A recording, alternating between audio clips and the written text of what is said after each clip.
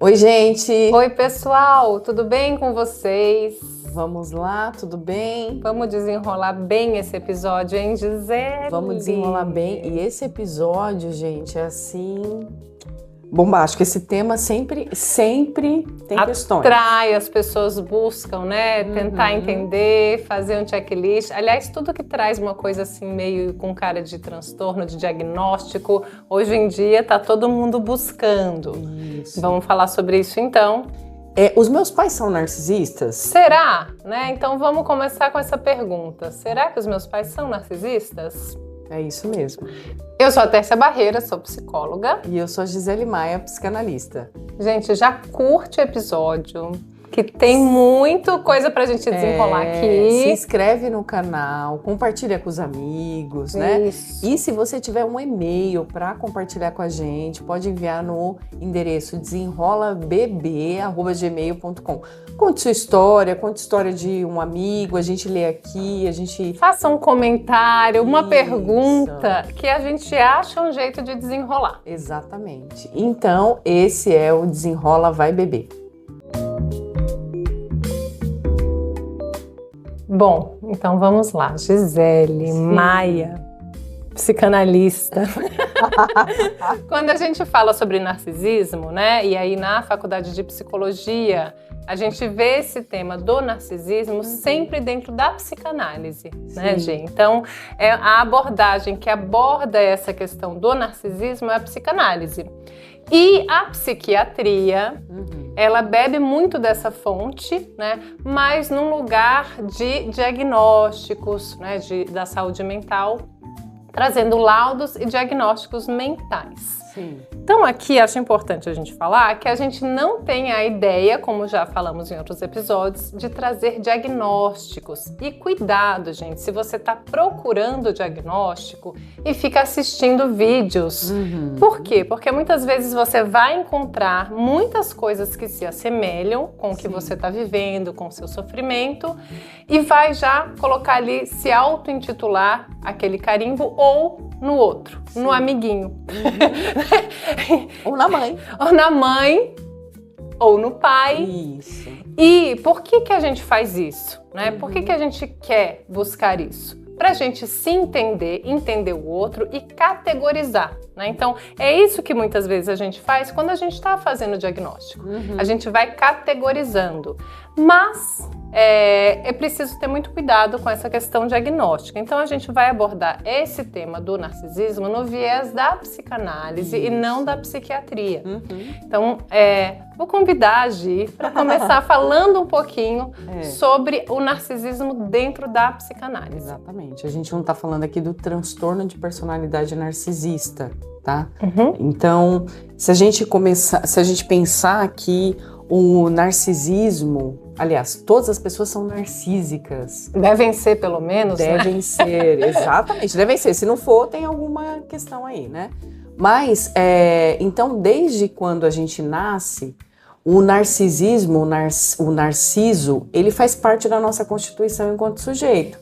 Então, ele vai se desenvolvendo a partir do outro. Então, os pais, eles auxiliam nessa construção da subjetividade do bebê, da criança, do filho, enfim. Então, é através da linguagem, através da imagem. Então, de dizer, o seu cabelo é lindo, você é muito esperta, muito inteligente. Já sabe fazer isso. Já sabe fazer isso, aquilo. Então, a criança, ela vai absorvendo interiorizando esses conceitos, essas ideias e vai construindo o seu próprio eu, seu próprio narciso. E aí eu vou fazer um parêntese. O que hoje também a gente fala como autoestima, gente, está totalmente relacionado a isso. Né? Essa ideia de ter baixa autoestima ou uma boa autoestima, alta autoestima, tem a ver com esse componente que foi feito lá nessa primeira infância, que é como que eu me relaciono com o mundo através do que foi me dado pelos meus pais. Pelos meus pais. Pais, avós, cuidadores. Cuidadores. Né? Então, olha, eu até trouxe esse livro aqui, que é do Freud, né? E ele faz uma introdução ao narcisismo. E ele fala exatamente desse narcisismo primário que a gente está tratando aqui, que é esse lá na infância, um bebezinho, começa lá na constituição do sujeito muito pequenininho lá. Então, isso significa o quê, gente? Que Que bom que os pais são narcisistas e transferem pra gente isso também, para que a gente possa construir a nossa identidade. Sem isso, ficaria muito difícil. Talvez até uma psicopatologia seria instalada aí, né? Sim. Mas a gente tá, então, esse é o nosso foco aqui da discussão. Perfeito. Então, um tema que seria narcísico também é como eu aprendo a amar, como eu aprendo a amar e ser amada. Dependência emocional. Isso, né? Por quê? Então vamos dar um exemplo. Quando você é pequenininho, os pais vão nutrindo você com essas informações. Quando você começa a entender que você não é o centro de tudo, que você não é totalmente amado, que a mãe sai para trabalhar e que ela ama um outro, que é essa terceira pessoa, talvez o pai, Ou enfim, o irmão. Então começa a despencar essa onipotência do amor para a criança. E é aí que ela começa a fazer contato com o jeito dela amar. Então os pais, eles vão introduzindo a criança nesse lugar de perda também, de entendimento do que é o amor e do que é ser amado. Isso é um tema também narcísico. Um outro tema que é narcísico é também a defesa do eu. Então, quando o pai fala, olha, o seu cabelo é muito bonito, porque o seu cabelo é cacheado e tal. Quando alguém de fora vem e fala o contrário disso, essa criança ela já entra nessa defesa do eu, porque ela entende que o cabelo dela é bonito. Disseram para ela que esse cabelo é bonito. Por isso que, como até falou, que o narcisismo, ele tem muito dessa nossa autoestima, né, dessa nossa identidade. Então é importante a gente começar, né, o podcast, o episódio falando disso, para a gente poder traçar aqui um caminho umas referências, né? E aí, acho que uma coisa que você trouxe agora também sobre limites, não é, Gi? Então, quando é preciso estabelecer esse limite, que é essa questão dessa frustração, da falta, né? Então, assim, a mãe sai e o bebê fica, como que esse bebê ou essa criança, né, fica? Sim. Ela fica totalmente abandonada ou ela tem uma cuidadora que não está inteira para ela, mas está presente no ambiente? E aí você pode voltar alguns episódios e justamente assistir sobre isso, né? Sobre o episódio da solidão, dependência emocional. Então é importante a gente se estruturar na falta, mas existe um ambiente seguro. Eu me sinto segura, porque a minha avó ficava, ou tinha alguém que me olhava enquanto os pais saíam, né? E a gente sempre fala mãe, mas gente, os pais, os cuidadores, né? Pra gente não cair nesse lugar que tudo é culpa da mãe, all her fault. Exatamente. Olha, então assim, essas funções de pai e mãe, né, dos cuidadores que a gente faz, que é uma função narcísica, ela também, e aí a gente confunde um pouco, né, assim, é uma mãe e um pai narcisista, a gente confunde às vezes com egoísmo, mas olhem, quando você tem um filho, você tende a depositar no filho muito do que é seu. Então, você quer que ele tenha uma ótima escola, então isso é narcisismo, egoísmo, né? Ele quer que o filho prospere, que o filho tenha uma carreira de sucesso. E aí não tem questão, porque é isso. A gente quer que o filho tenha coisas boas, tenha boas vivências, boas experiências. Ou porque eu tive e eu quero que ele repita essa história, ou porque eu não tive e eu quero compensar a minha falta projetando isso no meu filho. Então, aí é que tá o problema. Porque quando os pais, eles começam a colocar para o outro coisas que desejo deles que não foram resolvidos, que não foram trabalhados, né? Aí a gente tem um problema. Porque aí os pais começam a querer controlar a vida e o jeito de ser dos filhos. Então, o grande problema, acredito que esteja aí. Tem um egoísmo inicial mesmo, dos pais com os filhos, mas a gente que se torna um problema a partir do momento que os pais começam a impor as suas vontades para o filho. Então, por exemplo, a escolha de um curso, de uma carreira. O pai quis ser médico a vida inteira, mas aí ele não conseguiu e aí ele projeta isso no filho. O meu filho vai ser um ótimo médico. Só que o filho não tem... ele não tem possibilidade nenhuma, ele não gosta, ele não quer, ele não tem identificação nenhuma com a medicina. Mas o pai, ele faz esse movimento de que, olha, isso é importante para mim. Isso também acontece muito até com crença. Então, nós somos uma família religiosa de tal denominação e quer que os filhos sejam também. Sigam aquele mesmo caminho. Sigam o mesmo caminho. E quando não segue, gente, é como se essa idealização que os pais fizeram dos filhos caem também. Como é que eu lido com isso? Eu só fazendo um parênteses de uma questão de faixa etária, que eu acho muito importante também a gente colocar aqui. Então, vejam, a Gi falou assim, quando os pais colocam isso. Os pais, eles podem sempre colocar, mas quando que isso vai sendo mais agressivo, violento nessa medida, né? Justamente a idade, ela é muito importante para isso, porque o desenvolvimento infantil, ele vai ter as fases, né? Então, nessa primeira infância, é importante sim que os pais coloquem os valores que eles, né? Então, eles vão ter mais controle em relação a essa criança muito pequena. Conforme a criança vai crescendo, o pai e a mãe, eles precisam estar muito assim antenados juntos, né, conversando sobre o que é imposição, que está deixando o outro enquanto objeto e não enquanto sujeito. Né? Então a gente começa a ser sujeito na hora que a gente começa a ter os nossos desejos, né?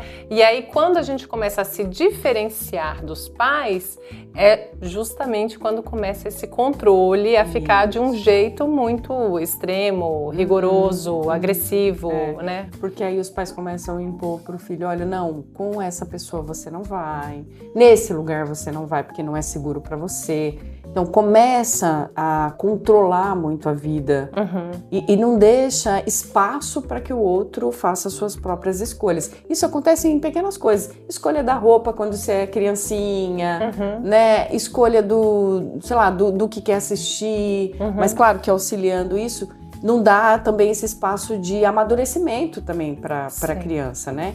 Então, essa imposição, depois de um tempo, como até falou, ela pode ser muito ruim, muito nociva, porque aí ela vai entrando num conflito com o outro.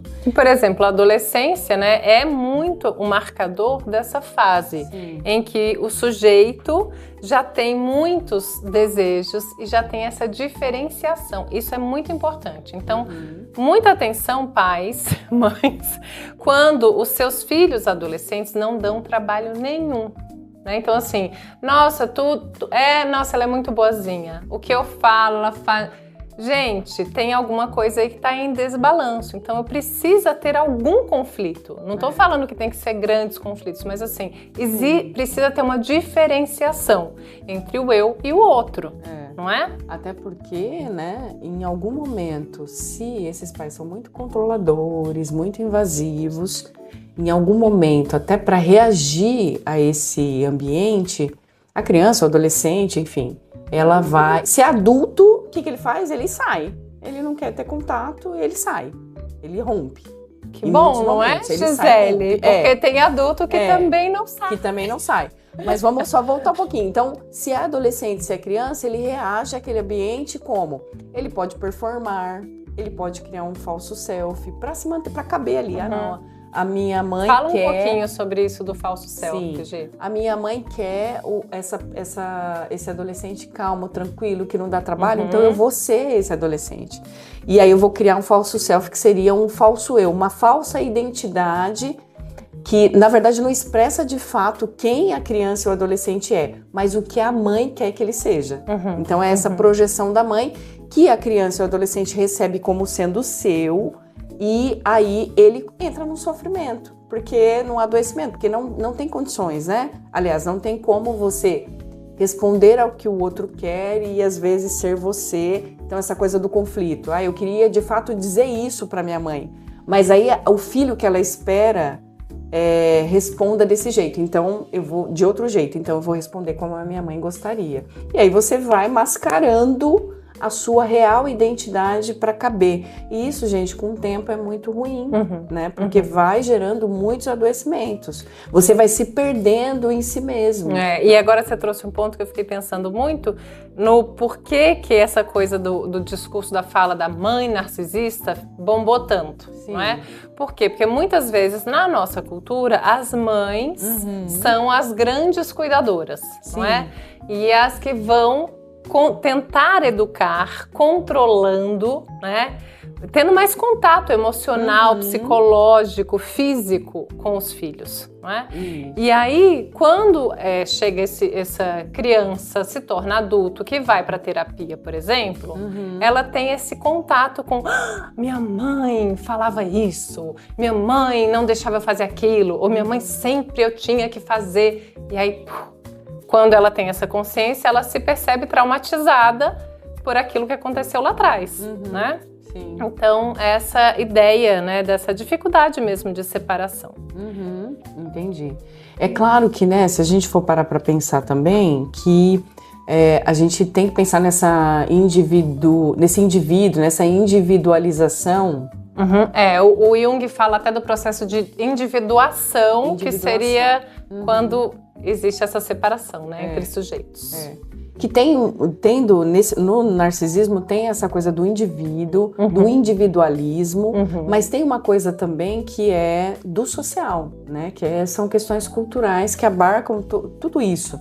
Né? Então, essa mãe que controla, que protege, super protege, que não deixa o filho aparecer, que não deixa o filho decidir por ele, ela também está tentando responder a algo que é maior, culturalmente, socialmente falando, que é esse filho tem que dar certo, esse filho tem que estudar tal coisa, esse filho tem que ser o filho bom para a sociedade, para dar retorno, né? E isso gera um sentimento assim é como se fosse uma prisão mesmo. Porque você tem que dar essa resposta sempre. Então, eu pensei de posse, não é? É uma coisa como se a mãe, como se fosse parte, que é o que eu falei de objetificar o outro. Então, essa mãe se apropria desse filho como se fosse dela. Outro dia eu vi um adesivo num carro que eu fiquei, gente, era tipo, meus filhos, minhas regras. Assim, cuidado, porque assim, né, existe também uma questão cultural e uma questão de estatuto da criança e do adolescente que tá aí para proteger as crianças desse nível de controle, né? O que eu faço com os meus filhos sou eu que decido, eles são meus. Então aí já começa um discurso, né, uma fala muito violenta. Não, e pensando que, com base no que a Teta está falando, que essa superproteção ela é nociva à saúde mental do sujeito, né? Ela, de fato, ela não propõe para o outro uma singularidade, ela tira toda a possibilidade de espontaneidade do sujeito e criatividade. Então, se a gente pensar aqui no Winnicott, de novo ele, que é maravilhoso, que fala da mãe suficientemente boa, o ideal seria que os pais, não só as mães, né, os cuidadores, pudessem proporcionar esse ambiente que é suficientemente bom. Isso significa o quê? Que não solta muito, mas que também não prende muito. Isso significa, ele pode ir visitar e brincar com os amiguinhos, mas você ensinando o que pode lá dentro, até tal hora, quando for isso, né? Você então vai dar regras, mas você também vai soltar, você vai entender que as interações, os relacionamentos dele sozinho também são importantes. Fundamentais nessa constituição da identidade do sujeito. Então, é importante que essa mãe seja, e que esse ambiente seja suficientemente bom, deixando o outro ir para a vida também. Porque a gente sempre fala, tem esse ditado, né? Os filhos são para o mundo. E aí, o que acontece quando a mãe é super protetora, os pais são super protetores? O filho vai encontrar dificuldades de relacionamento depois. Porque ele tá nesse lugar onde estão dizendo o tempo inteiro para ele que ele não é capaz. Que o mundo é inseguro, que o mundo é inseguro e que ele não tem autonomia nenhuma. de desbravar, exatamente. Ele vai se sentir inseguro, dependente emocionalmente. E a tendência, né, gente, na vida adulta é ele buscar relacionamentos que são muito parecidos com os pais, né? Porque é onde ele conhece, é o conhecido, né? Então, por pior que seja. Também temos episódios sobre isso. Exatamente. Então é importante, né, estar nesse lugar de falta. Os pais saíram e a criança ficou com outra pessoa, então dela conseguir administrar emocionalmente essa falta, tudo isso ajuda, né, nesse processo de amadurecimento. Então eu tava pensando, Té, como que as mulheres, falando da cultura, como que essas mulheres também se tornam mãe a partir dessa cultura? Né? Porque se a gente for pensar, isso também tem um rebatimento, né, na construção dessa relação com os filhos, né? Dessa mãe mais controladora, dessa mãe mais que culpabiliza o outro. Então vamos dar alguns exemplos aqui. Essa mãe, essa mulher que sofreu uma violência obstetra. Ela vai para ter o filho e aí ali já começa uma situação de violência que para ela às vezes é tão difícil ela fazer contato, né? Que isso vai sendo guardado. A gente pode colocar aqui a relação do casal enquanto sexo, que fica mais difícil também depois que se tem um filho, né? Pelo menos nos 3 primeiros anos, assim, né? Do puerpério, fica muito complicado. Tem também, que a gente pode dizer que são perdas narcísicas. A questão do trabalho, né? A vida questão profissional. Do trabalho. Então, eu deixo de trabalhar para cuidar desse filho. Então, a mulher, os pais vão fazendo contato com as perdas narcísicas que eles têm. E aí, quando se tem um filho? E aí, o que pode acontecer quando esses pais não conseguem elaborar essas perdas narcísicas? Eles culpam o filho por isso. E isso pode estar dito numa fala ou pode estar totalmente inconsciente, né? Que vem na fala do eu amo meu filho por isso, mas na verdade tem um monte de situações de violência ali nessa educação. Né? Então, isso que a Gi falou, por exemplo, da violência obstétrica que ela pode ter sofrido, e porque ela falou assim, ela pode não perceber, ou então é difícil para ela fazer contato. Por quê? Porque provavelmente ela sofreu muitas violências ao longo da vida, né? Violências sutis, psicológicas, por exemplo. E aí, quando ela sofre essa violência, ela nem consegue absorver, entender que aquilo que ela sofreu foi uma violência. Então, às vezes, ela chega lá na clínica, por exemplo, e quando a gente começa a falar sobre a questão do parto, e aí ela vai tomando contato com isso e vai se assustando, tipo, sério? Não é? Então, eu poderia ter tido outro tipo de atendimento, e, enfim. E ela vai se dando conta da vida dela, o tanto que ela foi sofrendo essas violências e vai perpetuando esse ciclo, né? Ciclo de violência na vida dos filhos psicológica. Exatamente. Um impacto também é o sono, a privação do sono, o cansaço, que vem também como uma perda narcísica. Antes eu conseguia dormir 8 horas, descansar e tal. Esse filho veio... Se atravessou. E acabou com o meu sono, eu não consigo dormir. E aí, gente, é importante a gente olhar para isso, porque isso tende a, como até falou, a gente não conseguir elaborar com a gente transferir, projetar, reproduzir, perpetuar com o outro, né, assim.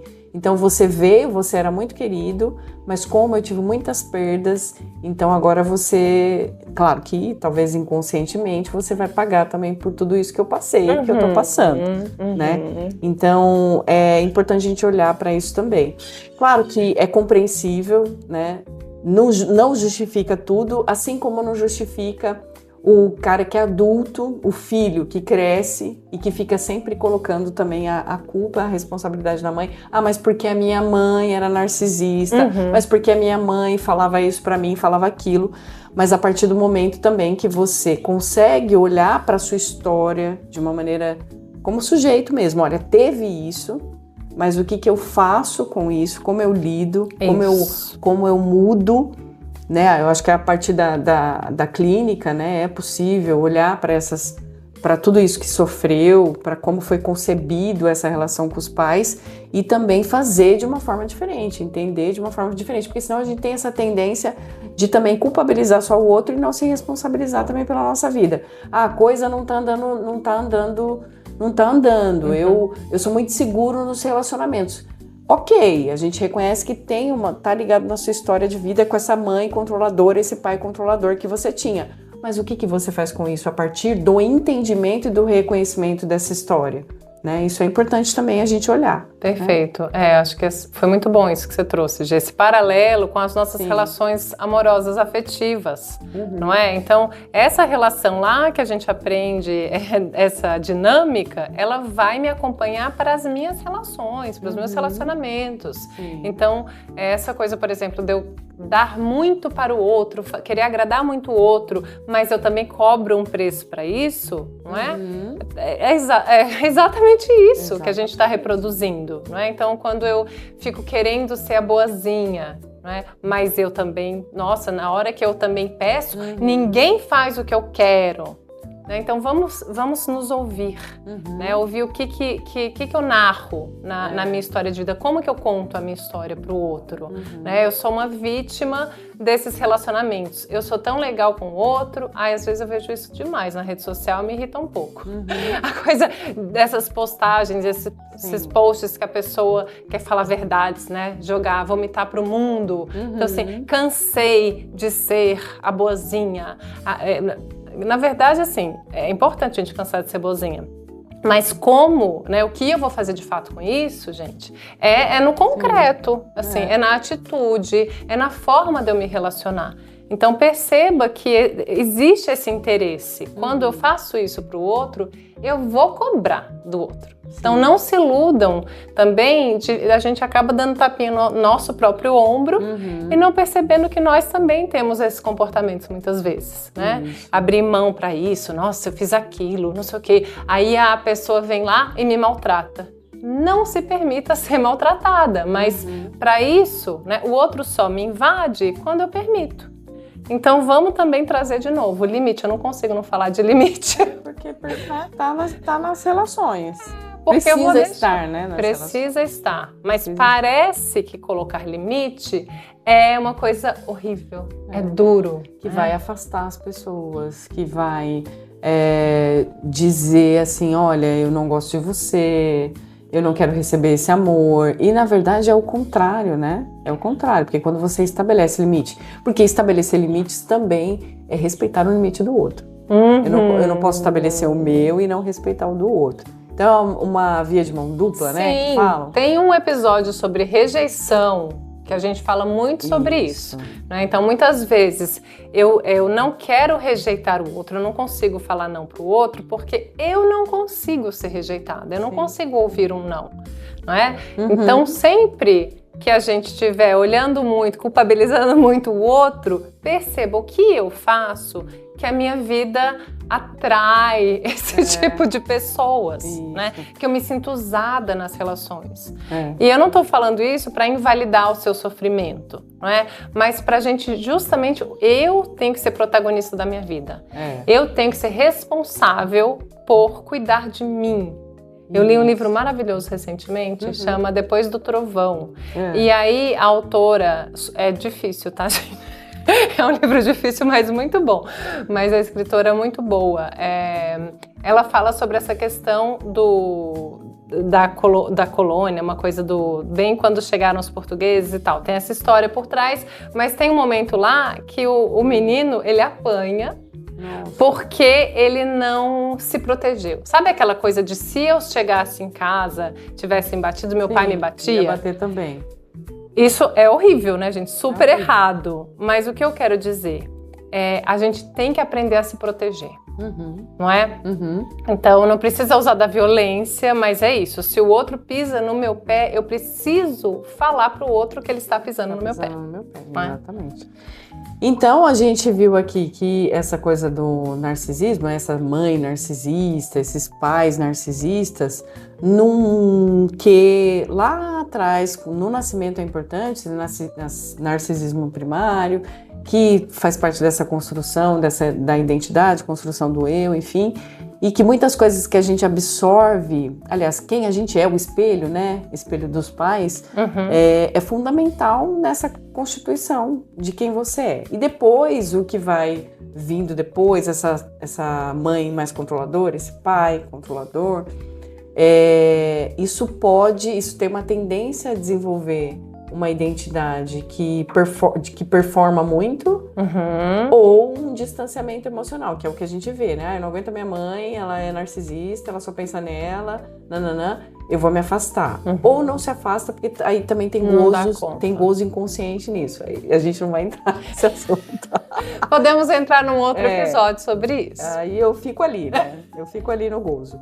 Mas enfim, então, e eu acho que a gente pode ir assim, fechando, entendendo que esse controle, ele é nocivo, mas ele responde também às vivências que a mãe teve, que os pais tiveram, né? Então é importante a gente olhar para essa história, conhecer a nossa história hoje e como foi a história dos nossos pais, porque reconhecendo isso a gente consegue elaborar, a gente consegue se acolher mais também, né? Acho que acolher a história da mãe e, mais do que isso, entender que a gente é sujeito aí da nossa própria história, como até falou. Então, eu reconhecendo, elaborando, eu posso tomar uma decisão diferente. Acho que, né?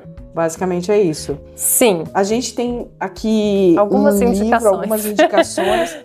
Bom, o primeiro seria o Manifesto Antimaternalista, Psicanálise e Políticas de Reprodução, da Vera Iaconelli. É muito bom esse livro. Muito bom. É recente agora. E indicação aí de 2 filmes, que é o Cisne Negro, de 2010. É um filme, assim, bombástico. A mãe, né, ela não tenta, ela impõe todos os valores, todos os desejos forte, que ela teve. Esse filme, meu Deus. Todos os desejos dela da vida, ela projeta na filha, e a filha sofre muito com isso. E a filha performa, a filha vai para esse lugar de construir um falso self e se perde na história toda. Bom, vale muito a pena ver esse filme. E também um outro, A Preciosa, que a gente já indicou aqui em outro episódio, mas ele é muito bom, ele é de 2004. E exatamente, essa mãe também, que é uma mãe muito controladora, invasiva, intrusiva, e que a relação delas é uma relação muito tóxica, né? A partir dessa mãe mais... E é um filme, eu acho interessante você trazer esses dois, porque eles são totalmente diferentes. Sim. Né? Mas trazem esse olhar dessa mãe nessa construção, né, dessa filha. Isso. E... As duas são adolescentes. As duas são adolescentes, mas assim, a classe, né, é totalmente diferente. Então, uma faz balé, a outra, nossa, vive numa pobreza, né? E aí também a gente vê outras questões. Isso, vê que como a gente falou aqui da cultura, como essa cultura, né, da classe socioeconômica, tudo influencia nessas relações também. Então, fantástico. Acho que as indicações são maravilhosas. Até também tem um... Bom, gente, a série All Her Fault, eu tô assim, por favor, assistam pra gente falar, porque tem muitas camadas, muitas coisas ali na série, né? E aí, acho que a gente pode ver aspectos narcisistas tanto em relação aos filhos, mas nas relações também, né? Então, a gente entende... Do pai. Não vamos dar spoiler aqui, mas do pai, pega bastante. E... o Sex Education, que é uma série que eu gosto bastante, assim, bem desse tema adolescente, né, da adolescência, e a gente vê alguns pais, né, na relação ali com os filhos, como eles educam esses filhos. Então, o que eles esperam, né? Então, tem a questão do diretor, a projeção. Né? E aí a mãe do nadador, né? Que joga na cara dele o tempo inteiro que ela tá ali por ele. Né? Então, assim, eu acordo 4 da manhã para levar você pra natação. E aí tem um momento que ele fala, por mim ou é por você que você faz isso, mãe? Pá! Então, esse tipo de coisa que é legal a gente... né? Então, precisa dar umas viradas na mesa. Exatamente, viradas na mesa. Para os filhos sair do lugar, às vezes, muito de vítima, né? De assim, que é isso, assim... É pra mim ou é pra você? Isso. Porque quando eu entendo, eu saio desse lugar de vítima e devolvo o que é do outro. Isso. E aí, aí eu consigo delimitar, né? O limite entre mim e o outro. Que aí tem um outro tema que a gente não vai falar hoje, que é o tema do borderline nesses diagnósticos, né? Que também, gente, está um pouco embrenhado nisso aqui, né? Essa dificuldade entre colocar limite entre mim e o outro. Isso. Então eu me misturo com o outro. E nas relações de mãe e filho, existe muita simbiose. Então é isso, vamos começar a nos separarmos do outro e saber que o outro que está comigo, vendo os meus defeitos, as minhas qualidades, o meu jeito de ser, é esse outro, né, que vai me sustentar e que também eu também tenho que sustentar isso no outro. Isso. Eu dou conta de ver o defeito do outro e permanecer com o outro. De me ver no outro, porque muito do outro também tem em mim. Isso, exatamente. Isso tudo é da minha mãe. Se tá comigo, isso já é meu, gente.